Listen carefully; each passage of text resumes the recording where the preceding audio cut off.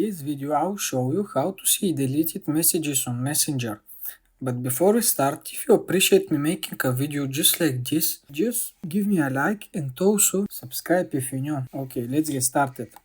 The method is the same for both iPhone and Android device, so follow my steps to know how to see deleted messages on Messenger. Okay, first step is go on your Messenger app and click on the three lines at the top right corner, and here that you want to do is click on settings at the top right.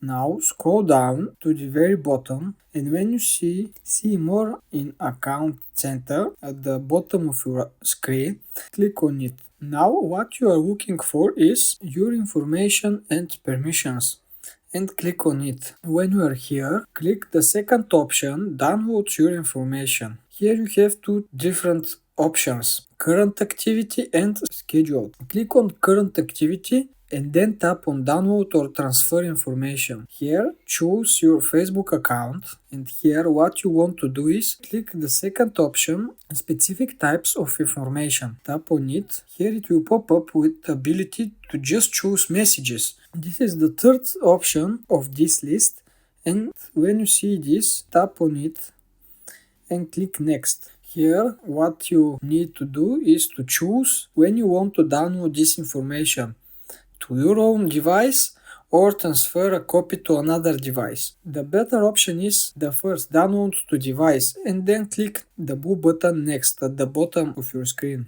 Here you have to choose when Messenger to send you a notification when the downloaded files are ready, and I will choose my personal email, and that also you have the option media quality.